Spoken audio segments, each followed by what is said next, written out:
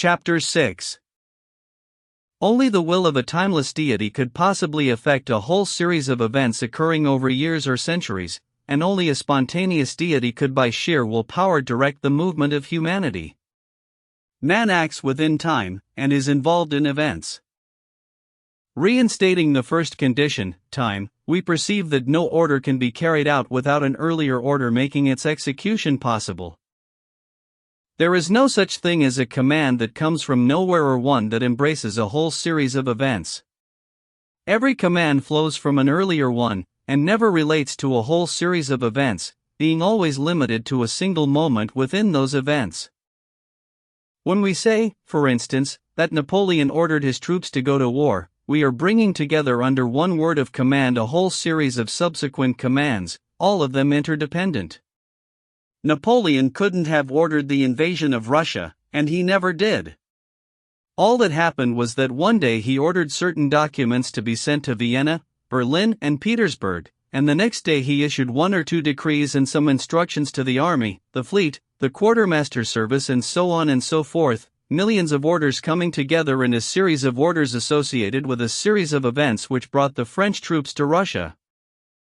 If it is true that Napoleon kept issuing orders throughout his reign for an expedition to England, and spent more time and effort on this than any other enterprise without ever carrying it out in the whole of his reign, though he did carry out an expedition against Russia, even though, as he emphasized on numerous occasions, this was a country that would make a useful ally, all of this is due to the fact that in the first case his orders did not correspond with the course of events, and in the second case they did. For an order to be properly carried out, it is necessary for a man to issue an order that is capable of being carried out. But to know what is and what isn't capable of being carried out is impossible, not only in the case of Napoleon's campaign against Russia, involving millions, but even in the case of the simplest occurrence, since millions of obstacles can always get in the way of either of these. Every order carried out is always one of many that are not. All the impossible orders fail to engage with the course of events and don't get carried out. It is only the possible ones that do engage with the run of subsequent orders, do correspond with the course of events and do get carried out. Our false impression that an order preceding an event is the cause of it is due to the fact that when an event has occurred and one or two orders out of 1,000 issued have been carried out, the ones that happen to correspond with events, we forget those that were not carried out because they never could have been. Apart from that, our major source of error arises from the fact that in any historical account a whole series of innumerable, disparate, and trivial events, say every single thing responsible for bringing the French soldiers over to Russia, are subsumed into the single end result of that series of events, and the whole series of orders issued are correspondingly subsumed into a single expression of will. We say, Napoleon chose to invade Russia and did so. In point of fact, we shall never discover in all that Napoleon ever did anything resembling such an expression of will. What we shall find is a series of commands or expressions of his will issued with maximum vagueness in a multiplicity of ways. From the incalculable series of Napoleon's orders that were never carried out, one series of orders for the campaign of 1812 was carried out, not because of any essential difference between these and the ones not carried out, but simply because this series happened to correspond with the course of events bringing the French soldiers into Russia. Just as in stencil work the eventual figure depends not on the direction or the working of the paint, but on the stenciled cutout being filled in every corner. So, when we consider the relationship between commands and events in real time, we find that no command is ever the cause of an event, though a definite dependency exists between the two. To understand the nature of this dependency, it is essential to reinstate the second of the two forgotten conditions that accompany any order issued by a man rather than a deity, that the man issuing the order is himself involved in the event. This relationship between the person issuing an order and the person receiving it is the essence of what we call power. The relationship is made up as follows. For the purpose of common action, men always come together in certain combinations, in which, even though the goals of the common action may vary, the relationship between the participants always remains the same. Men who come together in these combinations always form a special relationship whereby the greater number participate more directly, and the smaller number less directly, in the combined action for which they have come together. One of the best and clearest examples of such combinations of men coming together for concerted action is the army.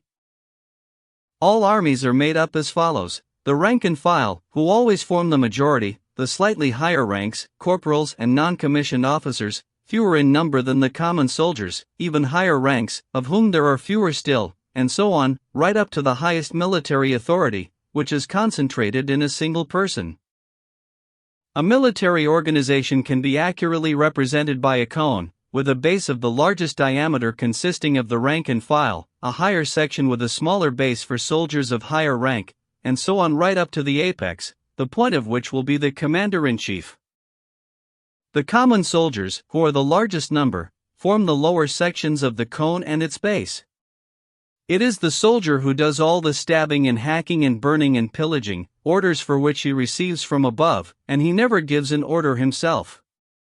The non-commissioned officer, and there are fewer such people, sees less direct action than the soldier, but he does give orders. The commissioned officer sees even less action, but gives a lot more orders. The general does nothing but issue instructions to the army and hardly ever uses a weapon. The commander-in-chief is never allowed into the action, all he does is make general arrangements for the movements of the masses. This same kind of interrelationship exists in every combination of men who come together for concerted action, in agriculture, business, and all administrative departments.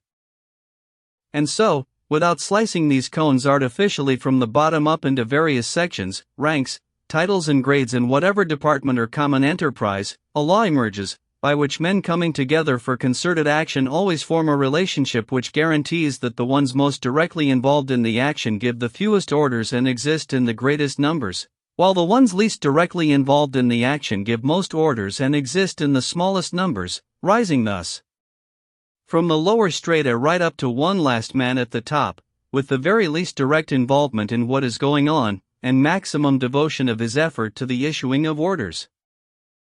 This is the relationship that exists between those involved in the giving and receiving of orders, and it constitutes the essence of the concept known as power. With the time condition reinstated, since all events occur within time, we have found that an order gets carried out only when it corresponds to a relevant sequence of events. And by reinstating as an essential condition the link between people giving and receiving orders, we have found that by their very nature the people giving the orders have the least involvement in any action, their energies being directed exclusively to the issuing of orders. Chapter 7. When an event takes place, various opinions and desires are expressed about it, and as the event evolves out of the concerted action of many men, one particular version of the opinions or desires expressed is bound to be fulfilled, if only approximately. When one of the opinions expressed is fulfilled, that opinion becomes enshrined, by association, as the order that preceded the event. Some men are hauling a log. Each of them speaks out and says where and how it should be hauled. The log is hauled away and it ends up just as one of them had said it would. So he gave the order. This is command and power at their most primitive. The man who did most of the manual labor must have been able to think least about what he was doing and give least consideration to the possible outcome of the collective endeavor or any issuing of orders. The man who issued most of the orders was so busy with his verbal activity that he must obviously have had less time for the manual labor. In a bigger group of people directing their efforts towards a particular goal, the category of those less involved in the actual labor because they are more involved in the issuing of orders stands out even more clearly. When a man is acting alone, he always carries in his mind a particular set of presumptions that seem to have governed his actions in the past, justify his present activity and govern his thinking about any future projects. People in groups act in just the same way, except that they leave it to those least involved in the action to think up any presumptions, justification, or future projects for their collective endeavor. For various reasons known and unknown, the French set about butchering and destroying one another. And with the event comes a corresponding justification in the expressed will of certain men who believe it to be necessary for the good of France, or in the interests of freedom or equality. The butchery stops, and along comes a corresponding justification of this event in terms of the need to centralize power, resist Europe, and so on. Men march from west to east, murdering their fellow creatures, and this event is accompanied by fine words about the glory of France, the vileness of England, and so on. History shows that these forms of justification are no less nonsensical and contradictory than, for instance, murdering somebody as a declaration of his human rights, or murdering millions in Russia in order to take England down a peg or two. But these justifications are very necessary at the time, shifting moral responsibility away from the men who produce the events. These short-term measures operate like brushes on the front of a train clearing the rails ahead. They sweep away men's moral responsibility.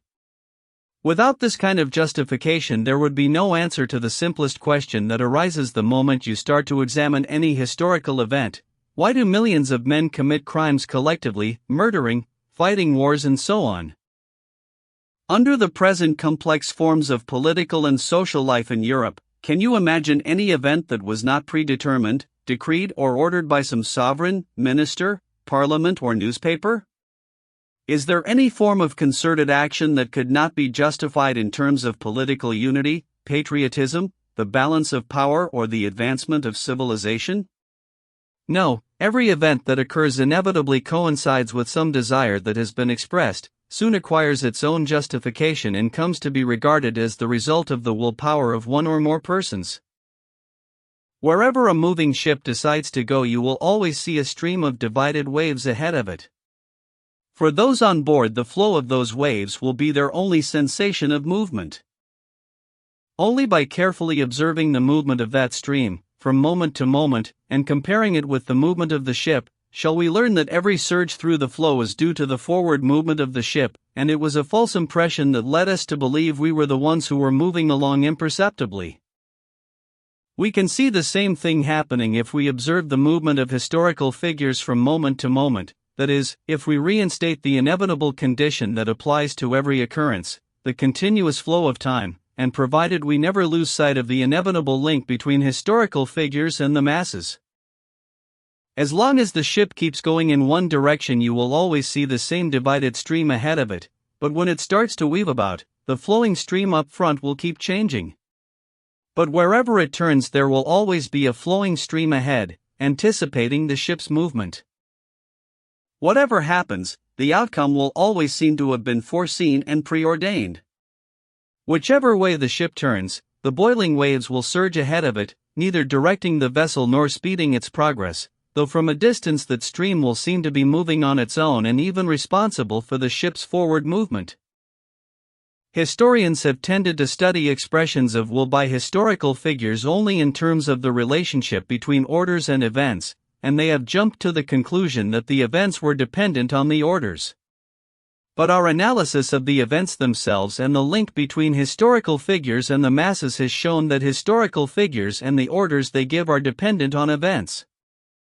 We have incontrovertible proof of this in the fact that, however many orders are given, the event will not take place if there is no other cause to produce it.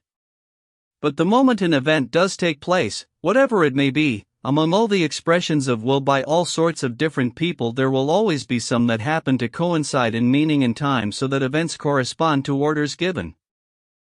With this conclusion in mind, we can give straight and positive answers to two of history's crucial questions. 1. What is power? 2. What is the force that determines the movement of peoples? Power is a relationship between a given person and other persons by which the less directly a person participates in a collective enterprise, the more involved he is in expressing opinions and theories about it and providing justification for it. The movement of peoples is determined not, as historians have supposed, by the exercise of power, or the intellect, or both together, but by the actions of all involved, all the people who come together in such a way that those who participate most directly in the activity assume the least responsibility for it, and vice versa. In moral terms, power is the cause of the event; in physical terms, it is those who are subject to that power. But since moral activity is inconceivable without physical activity, the cause of the event is actually found in neither of them, but in a combination of the two. To put it another way, the concept of cause does not apply to the phenomenon under review. In the last analysis, we come to the circle of infinity, the furthest limit to which the human intellect must come in every realm of thought if it is not toying with its subject matter. Electricity produces heat, heat produces electricity. Atoms attract, atoms repel. On the subject of the relationship between heat and electricity, and atoms, we cannot say why things happen like this, so we say they do it because anything else is unimaginable. It has to be, it's a law. The same applies to historical phenomena. Why do wars or revolutions happen? We don't know. All we know is that for either of these to happen, men must come together in a particular combination with everybody taking part, and we say that this is so because anything else is unimaginable. It has to be, it's a law. Chapter 8. If history dealt with external phenomena, all we would have to do is state this simple and obvious law and our argument would be at an end. But the law of history relates to man. A particle of matter cannot tell us that it doesn't feel bound by laws of attraction and repulsion and it thinks they are wrong. But man, the subject matter of history, makes no bones about it. I am free, he says, and therefore not subject to any laws. The problem of man's free will may often remain unarticulated, but it is felt at every step in history. All serious-minded historians are inevitably confronted with this question. All the inconsistencies and uncertainties of history, and the wrong path taken by historical studies, can be attributed to this problem and the lack of any solution to it. If every man enjoyed free will, in other words, if every man could do what he wanted, the whole of history would be a tissue of sporadic accidents. If one man in millions once in 1,000 years had complete freedom of action, freedom to do anything he wanted, it is obvious that any act of free will performed by that man in defiance of all laws would deny the possibility of any laws at all for humanity. Conversely, if there is any one law that controls the actions of men, free will cannot exist, because men's will would have to be subject to that law.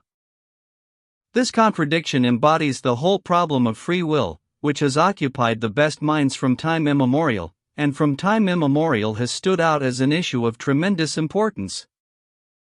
The problem is that, taking man as a subject for observation from any angle, theological, historical, ethical, philosophical, we find him subject to a universal law of necessity just like everything else that exists.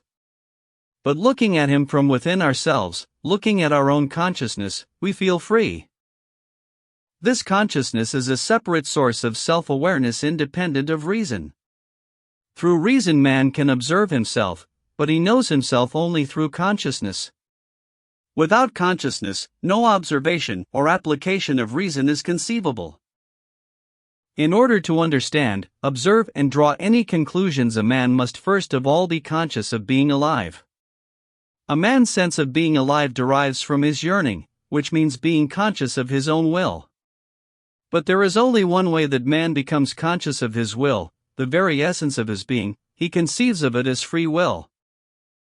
If during self-observation a man sees that his will always operates by the same law, whether it be the need to consume food, exercise the brain, or whatever else, he can only see this unvarying direction of his will as a limitation placed upon it. It wouldn't be possible to limit something without it being free in the first place. A man's will seems limited precisely because he cannot conceive of it as anything but free. You tell me I'm not free. But I have just raised my arm and put it down again. Everybody understands that this reply may be illogical, but it is also irrefutable evidence of freedom. It is an expression of consciousness and not subject to reason. If consciousness of freedom was not a separate source of self-awareness independent of reason, it would be subject to reason and experience, which in fact it is not and never could be. Every man discovers from a series of experiments and arguments that he, the object under examination, is subject to certain laws, and he submits to them, Once he has been told about the law of gravity, for instance, or the law of impermeability, he will never try to overcome them. But he also discovers from the same series of experiments and reflections that the total freedom he is conscious of is an impossibility. Any action depends on his organization, character, and motivation. But he never submits to the conclusions offered by these experiments and arguments. Once he knows from experience and reasoning that a stone falls in a downward direction, man accepts this as beyond doubt and expects this known law to be observed in every instance. But when he knows also beyond doubt that his own will is subject to laws, he will not, and cannot, believe it. However often a man learns from experience and reason that in the same circumstances and with the same character he will always do what he did before, the thousandth time he encounters the same circumstances with the same character and this leads to an action that always ends in the same way, he still feels beyond doubt that he is free to do whatever he wants, no less now than before the experiment. Every man, savage or sage, despite the irrefutable evidence provided by reason and experience that there is no possibility of two different courses of action emerging from exactly the same circumstances, still feels that without this nonsensical concept, the very essence of freedom, he cannot conceive of life.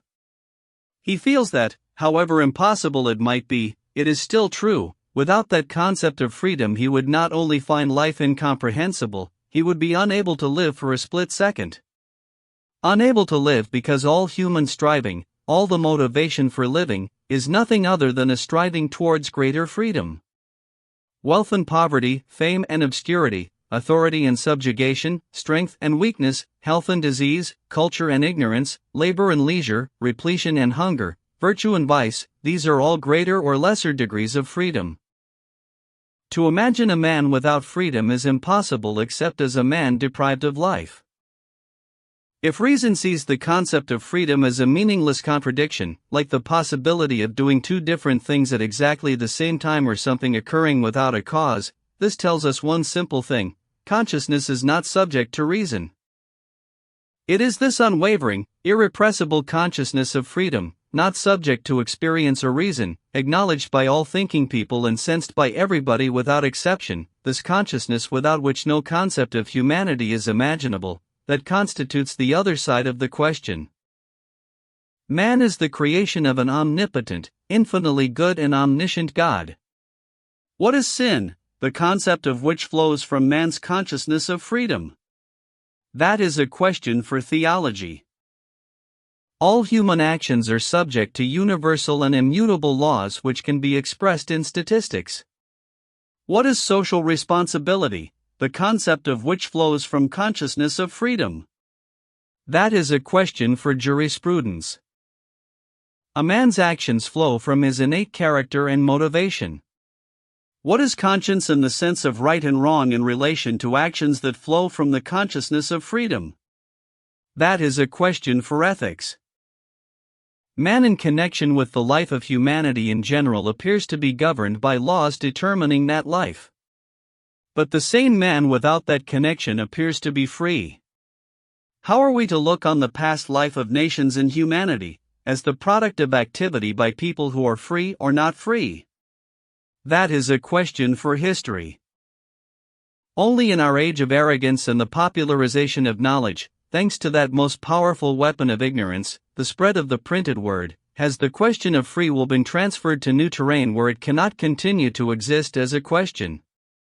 In our day most of the so-called advanced people, nothing but a bunch of ignoramuses, have accepted the research of the natural scientists, which is only interested in one side of the question, as a solution to the question as a whole. There is no soul and no free will, because the life of man is expressed in muscular movements, and muscular movements are conditioned by activity in the nervous system. There is no soul and no free will, because at some unknown period of time we descended from the apes. This is what they are saying, writing, and printing, and it never even crosses their mind that thousands of years ago all religions and all thinkers were ready to acknowledge, in fact, they have never denied it, the very law of necessity which they are now trying so hard to prove by physiology and comparative zoology. They cannot see that the only thing the natural sciences can do for this question is to throw light on one side of it.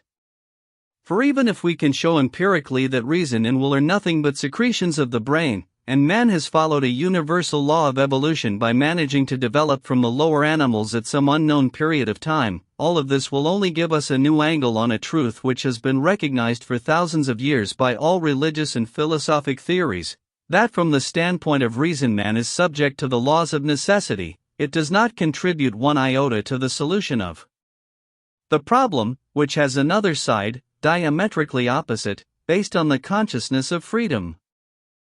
If men did descend from the apes at an unknown period of time, that is as intelligible as the idea that they were formed from a handful of earth at a known period of time. In the first case, x, the unknown quantity, stands for the date, in the second it stands for the method of formation, and the problem of reconciling man's consciousness of free will with the overriding law of necessity cannot be solved by comparative physiology and zoology, for one good reason: in the frog, the rabbit, and the monkey we can observe nothing but muscular and nervous activity, whereas in man we have muscular and nervous activity plus consciousness.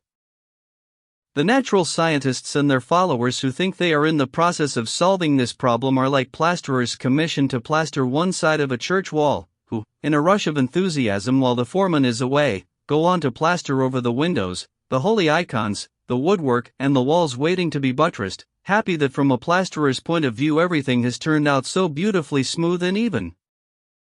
Chapter 9.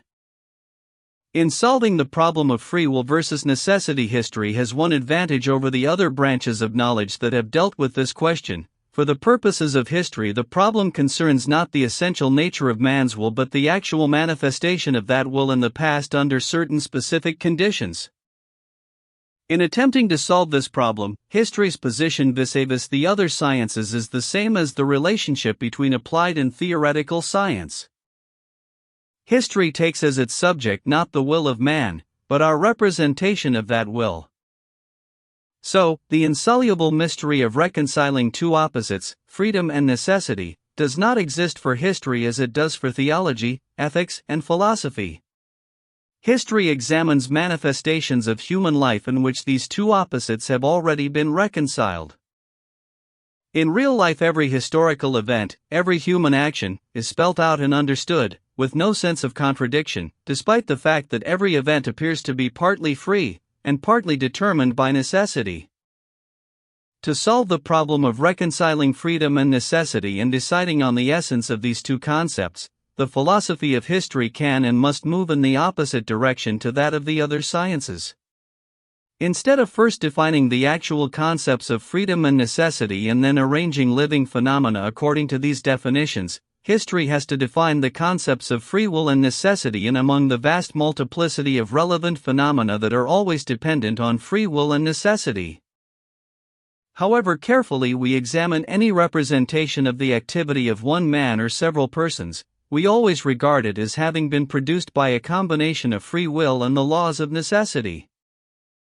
Whether we are discussing people migrating and vandals attacking, or decisions taken by Napoleon III, or the action taken by a man only an hour ago when he preferred one walk to all the others, we see nothing contradictory in any of this. The degree of freedom and necessity directing the actions of these men has been clearly defined for us. It happens all too often that our concept of a greater or lesser amount of freedom varies according to our different attitudes to an event, but every human action unfailingly appears to us as a kind of compromise between free will and necessity. In every action examined, we see a certain amount of freedom and a certain amount of necessity. And the same thing always happens: the more freedom we see in any action, the less necessity there is, and the greater the necessity, the smaller the amount of freedom. The proportions of freedom and necessity will rise and fall according to one's attitude to the event, but there is always an inverse ratio between them.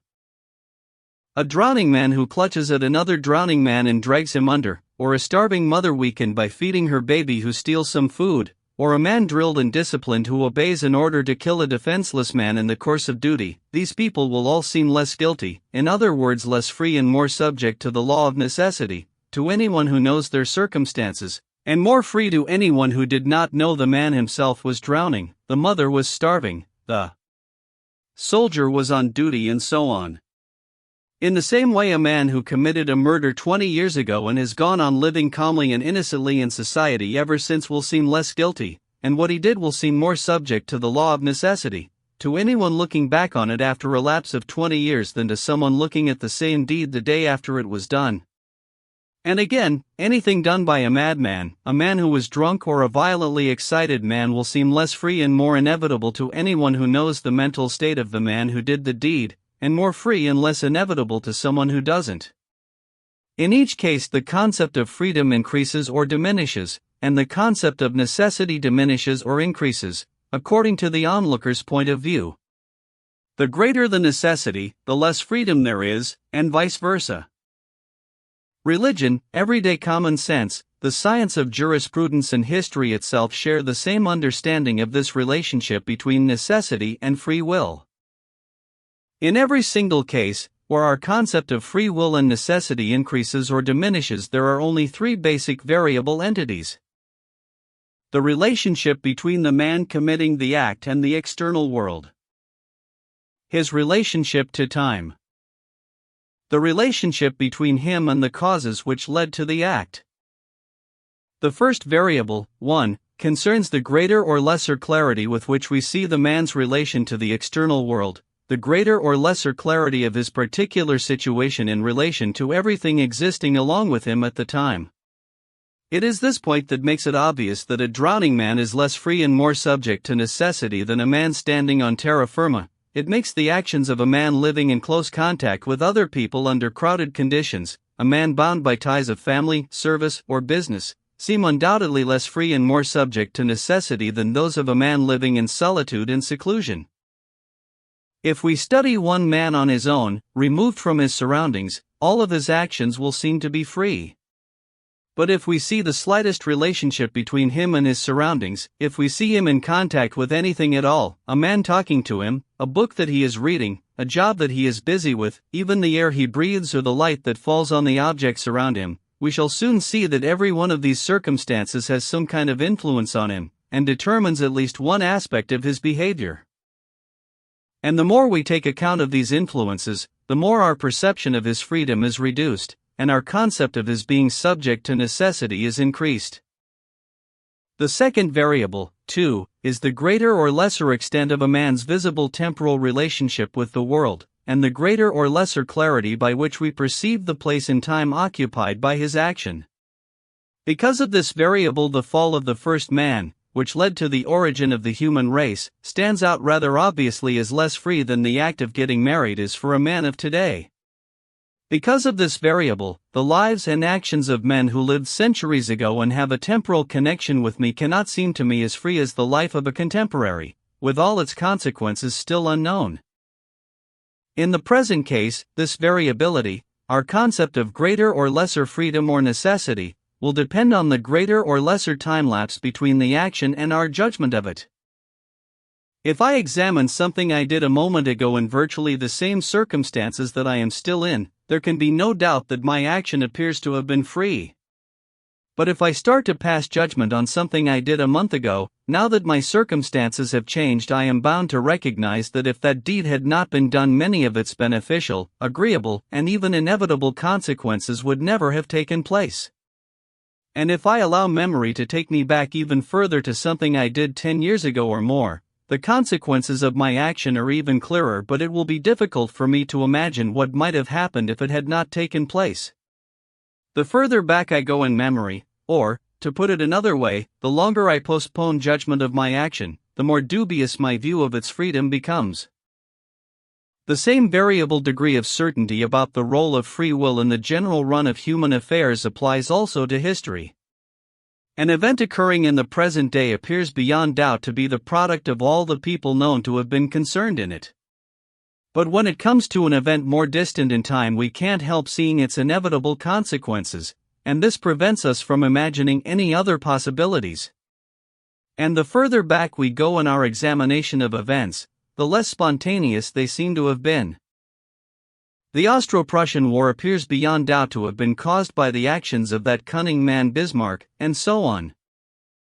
The Napoleonic Wars are a little more dubious, though they still seem to have been the consequences of heroes exercising their will.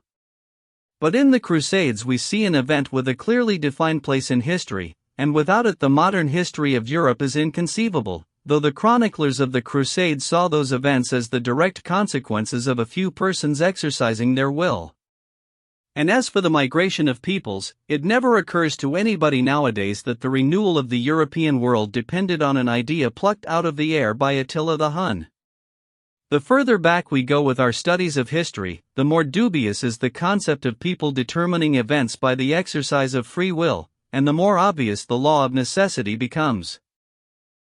The third variable, 3, is the greater or lesser degree to which we can apprehend that endless chain of causation demanded by our reason, in which every phenomenon, if it is to be properly understood, and therefore every human action, must have its own specific place, as a consequence of past actions and a cause of those to come.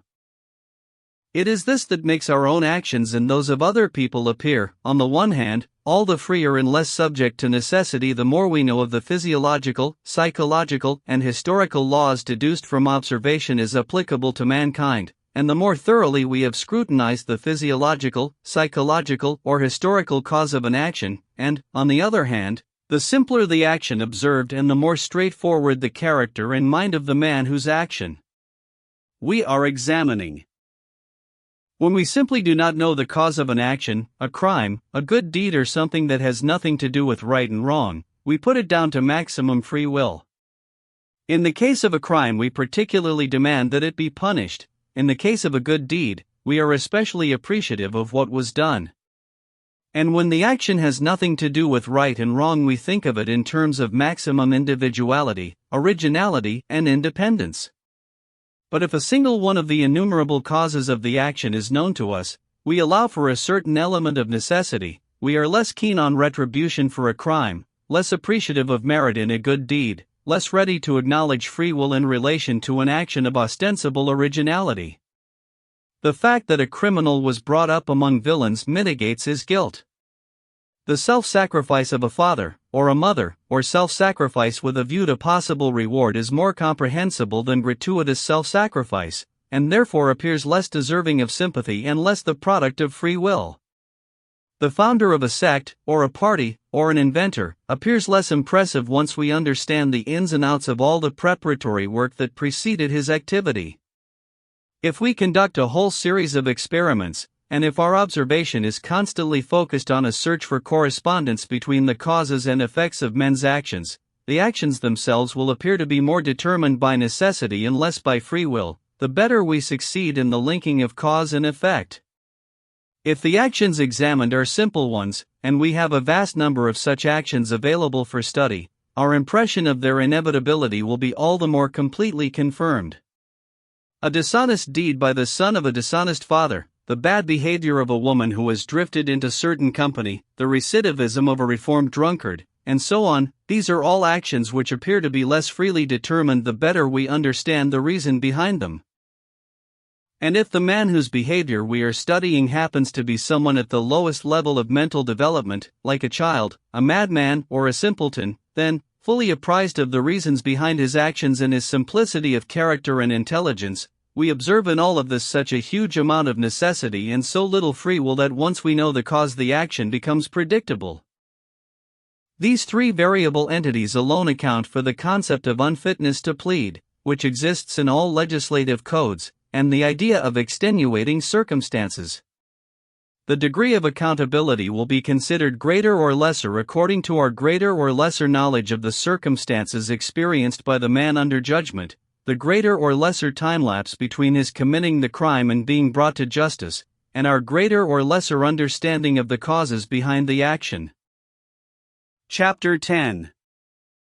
Thus our sensation of free will and necessity gradually contracts or expands according to the greater or lesser degree of association with the external world, the greater or lesser degree of remoteness in time, and the greater or lesser degree of dependence on the causes through which we examine the phenomenon of a human life. It follows that if we consider the situation of a man with maximum known association with the external world, a maximum time lapse between his action and any judgment of it, and maximum access to the causes behind his action, we get an impression of maximum necessity and minimal free will. Whereas if we consider a man with minimal dependence on external circumstances, whose action has been committed at the nearest possible moment to the present, and for reasons beyond our ken, then we get an impression of minimal necessity and maximum freedom of action. But in neither case, however much we vary our standpoint, however much we clarify the man's association with the external world, however accessible we think this is, however much we lengthen or shorten the time lapse, however understandable or opaque the reasons behind his action may appear to be, can we ever have any concept of absolute freedom of action or absolute necessity? However hard we try to imagine a man excluded from any influence of the external world, we can never achieve a concept of freedom in space. A man's every action is inevitably conditioned by what surrounds him, and his own body. I raise my arm and let it fall again. My action seems to be free, but when I start wondering whether I could have raised my arm in any direction, I notice that I moved it in the direction where the action encountered least resistance from any surrounding bodies or from my own bodily structure. If I chose one particular direction out of all those available, I did so because in that direction I encountered least resistance. For my action to be completely free, it would have to have encountered no resistance at all. In order to imagine a man who was completely free, we would have to imagine him existing beyond space, an obvious impossibility. However much we shorten the time-lapse between action and judgment, we could never arrive at a concept of freedom within time. For if I examine an action performed only 1 second ago, I must still acknowledge it to be unfree, since the action is locked into the moment when it was performed. Can I lift my arm? I do lift it, but this sets me wondering, could I have decided not to lift my arm in that moment of time that has just gone by? To convince myself that I could, I do not lift my arm the next moment. But the non-lifting of my arm did not happen at that first moment when I was wondering about freedom. Time has gone by which I had no power to detain, and the hand which I lifted then and the air through which I lifted it are no longer the same as the air which now surrounds me and the hand that I now decide not to move. The moment when the first movement occurred is irrevocable, and at that moment there was only one action I could have performed, and whatever movement I made, that movement was the only one possible. The fact that the very next moment I decided not to lift my arm did not prove that I had the power not to lift it. And since there was only one possible movement for me at that one moment in time, it couldn't have been any other movement. In order to think of it as a free movement, it would have to be imagined as existing in the present on the very edge where past and future meet, which means beyond time, and that is impossible.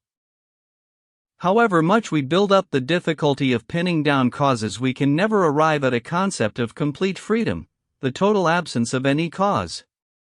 However elusive the cause behind an active expression of free will, our own or somebody else's, the first demand of an intelligent mind is to look for an assumed cause, without which no phenomenon is conceivable. I raise my arm in order to perform an action independent of any cause, but my wish to perform an action without a cause is the cause of my action. But even if we could imagine a man excluded from all outside influence and examine one momentary action of his, performed in the present and unprovoked by any cause, thus reducing the infinitely small amount of necessity to zero, even then we would not have achieved a concept of complete free will in a man, because a creature impervious to all outside worldly influence, existing beyond time, and with no dependence on cause, is no longer a man. In just the same way, we could never conceive of a human action lacking any element of free will and entirely subject to the law of necessity. However much we expand our knowledge of the spatial conditions in which mankind dwells, such knowledge could never become complete, since the number of these conditions is infinitely great, because space itself is infinite. And as long as it remains true that not all the conditions that could influence a man can be defined, there can be no such thing as total necessity, and there is always a certain amount of free will. However much we extend the time-lapse between an action under examination and our judgment of it, the period itself will be finite, whereas time is infinite, so here is another sense in which there can be no such thing as absolute necessity. However accessible the chain of causation behind a given action, we can never know the whole chain, because it is infinitely long. So once again we cannot attain absolute necessity. And beyond that, even if we reduced the minimal amount of free will to zero by acknowledging its total absence in some cases, a dying man, an unborn baby, or an idiot, in the process of doing so we should have destroyed the very concept of what it is to be human, which is what we are examining, because once there is no free will, there is no man. And therefore the idea of a human action subject only to the law of necessity and devoid of all free will is just as impossible as the idea of a completely free human action.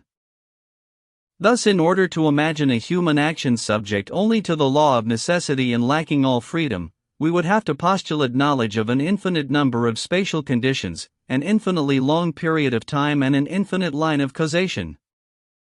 And in order to imagine a man who was perfectly free and not subject to the law of necessity, we would have to imagine a man who existed beyond space, beyond time, and beyond all dependence on cause.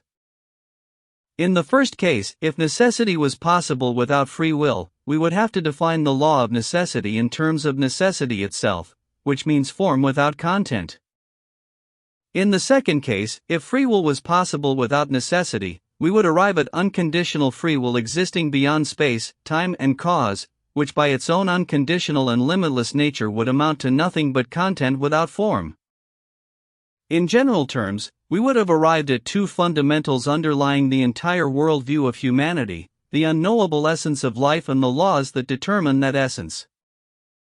Reason tells us, 1. Space and all the forms that give it visibility, matter itself, is infinite, and cannot be imagined otherwise. 2. Time is endless motion without a moment of rest, and cannot be imagined otherwise. 3. The connection between cause and effect has no beginning, and can have no end. Consciousness tells us, 1. I alone exist, and I am everything that exists, consequently I include space. 2. I measure the course of time by a fixed moment in the present, in which moment alone I am aware of being alive, consequently I am beyond time. And 3. I am beyond cause, since I feel myself to be the cause of my own life and all its manifestations. Reason gives expression to the laws of necessity. Consciousness gives expression to the essence of free will. Unlimited freedom is the essence of life in man's consciousness. Necessity without content is human reason in its threefold form. Free will is what is examined, necessity does the examining.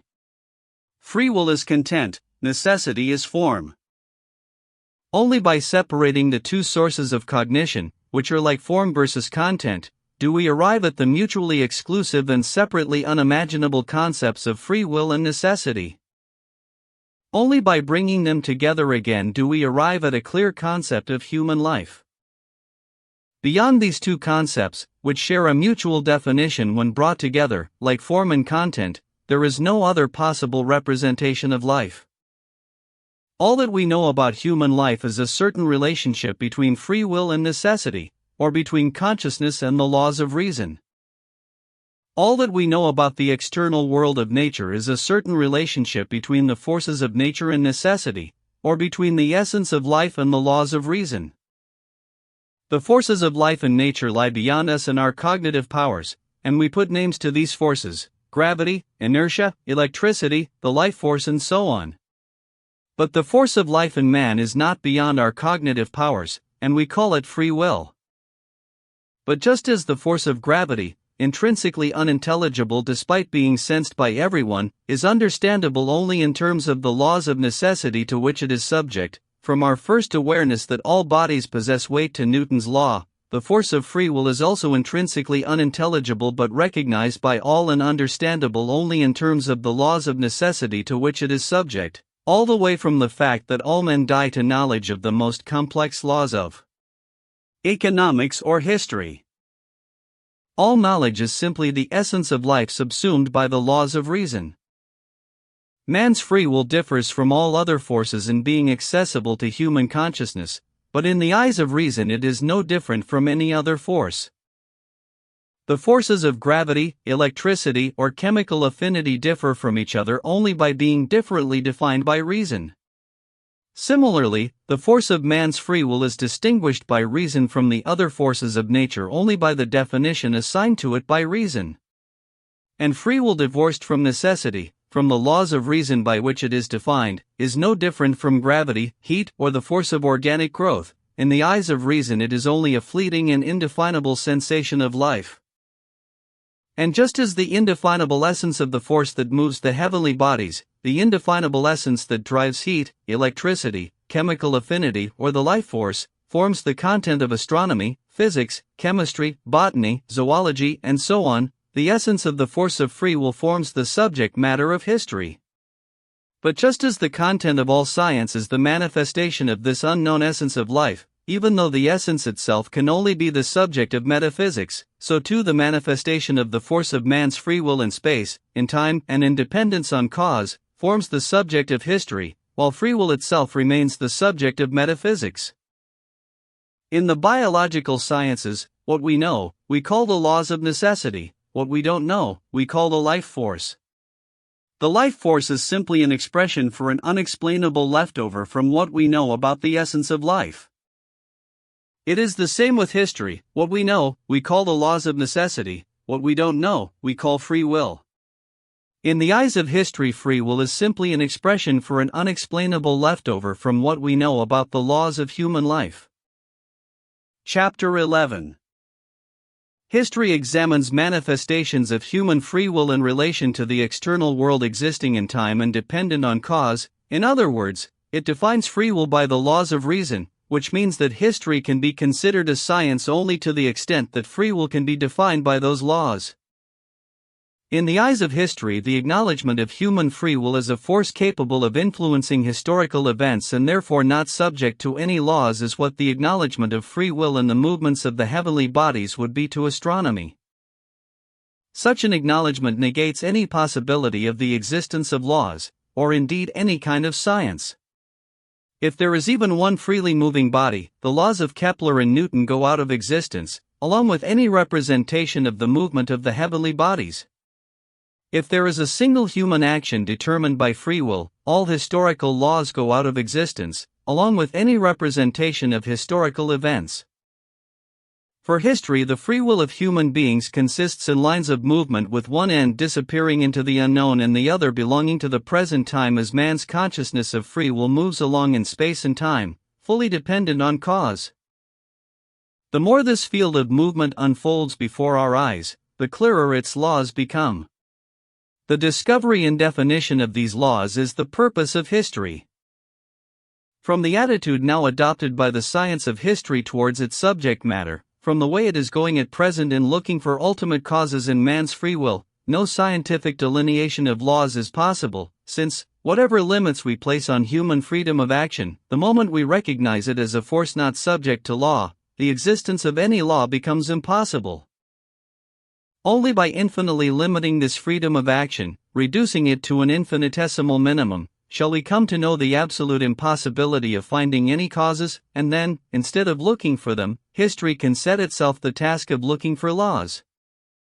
The search for these laws began a long time ago, and the new thinking methods which history has to adopt are being developed today, even as the old way of looking at history marches towards self-destruction, still breaking everything down into ever tinier pieces in a vain search for the causes that lie behind things.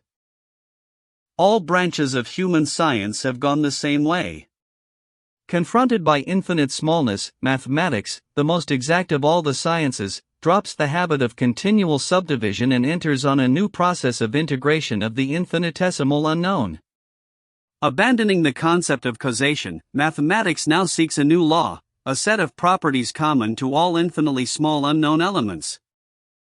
The other sciences in their different ways have taken the same route. When Newton promulgated the law of gravity, he did not say that either the sun or the earth has the property of attraction. What he said was that all bodies, large and small, seem to have the property of attracting one another. In other words, putting to one side questions about the cause of the movements of bodies, he expressed one property common to all bodies, from the infinitely large to the infinitely small. The natural sciences are doing the same thing as they abandon the question of cause and search for laws. History is beginning to go the same way. And if the subject matter of history really is the study of the movements of peoples and humanity, rather than descriptions of episodes in the lives of individual people, it too is bound to abandon the concept of cause and look for laws that apply to all the equal and inseparably interconnected, infinitesimal elements of free will. Chapter 12. Once the law of Copernicus had been discovered and demonstrated, all it took was acknowledgement that the Earth moves round the Sun rather than vice versa for the entire cosmic view of the ancients to be destroyed. It might have been possible by the refutation of this law to carry on with the old ideas of motion, but in the absence of any such refutation it would seem impossible to carry on studying Ptolemaic worlds.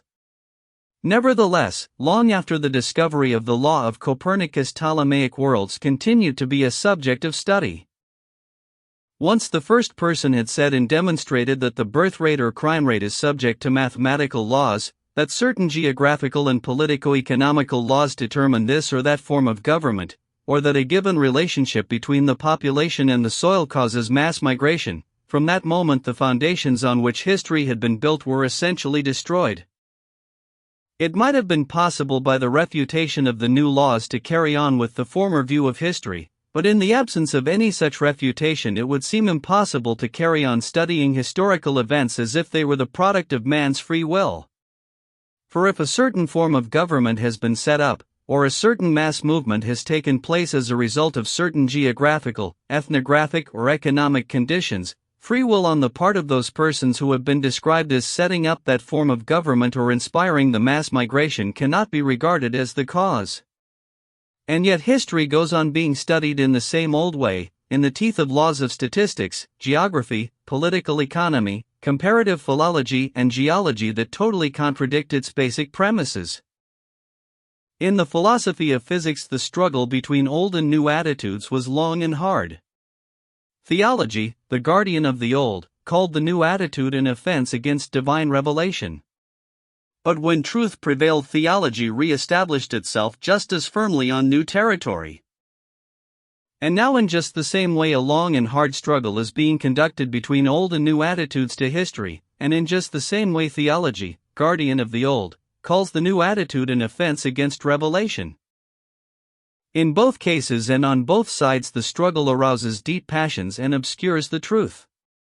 On one side fear and regret battle against the demolition of an edifice that has stood for centuries, on the other, there is an intense passion for destruction. Those who fought against the new truth that was dawning in the philosophy of physics believed that acceptance of this truth would destroy all faith in God, the creation story and the miracle of Joshua. 13 Defenders of the laws of Copernicus and Newton, such as Voltaire, for instance, believed that the laws of astronomy would destroy religion, and he used the law of gravity as a weapon against religion. In just the same way it now seems that once we accept the law of necessity we destroy all concepts of the soul, or good and evil, and all the towering political and ecclesiastical institutions founded on them. Like Voltaire in his day, the uninvited defenders of the law of necessity used the law of necessity as a weapon against religion, though in fact, like the law of Copernicus in astronomy, the law of necessity in history, far from destroying the foundations on which political and ecclesiastical institutions are constructed, actually strengthens them. As with astronomy in days gone by, so today in matters of history the conflict of opinion depends on the recognition or non-recognition of an absolute entity for the measurement of visible phenomena. In astronomy it was the Earth's immobility, in history it is personal independence, or free will. Just as in astronomy the problem of recognizing the Earth's motion lay in the difficulty of getting away from a direct sensation of the Earth's immobility and a similar sensation of the planet's motion, so in history the problem of recognizing the dependence of personality on the laws of space, time, and causation lies in the difficulty of getting away from the direct sensation of one's own personal independence. But just as in astronomy the new attitude was, no, we cannot feel the Earth's movement, but if we accept its immobility we are reduced to absurdity, whereas if we accept the movement that we cannot feel we arrive at laws, so in history the new attitude is, no, we cannot feel our dependence, but if we accept free will we are reduced to absurdity, whereas if we accept dependence on the external world, time, and causation we arrive at laws. In the first case, We had to get away from a false sensation of immobility in space and accept movement that we could not feel. In the present case, it is no less essential to get away from a false sensation of freedom and accept a dependence that we cannot feel.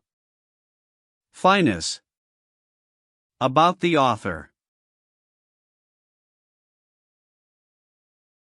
Leo Tolstoy, 1828–1910, was a Russian novelist, essayist, and moral philosopher whose works stand among the pinnacles of world literature. Born into a noble family, Tolstoy lived a life of contrasts, privilege and hardship, worldly pleasures and spiritual searching. His early service in the Russian army gave rise to his Sevastopol sketches, 1855, which established him as a writer of extraordinary realism. Tolstoy achieved lasting fame with his two monumental novels, War and Peace, 1869, an epic of history and humanity, and Anna Karenina, 1877, a profound study of love, family, and society. In his later years, he underwent a spiritual transformation, renouncing wealth and advocating a simple life based on nonviolence, moral responsibility, and faith outside institutional religion.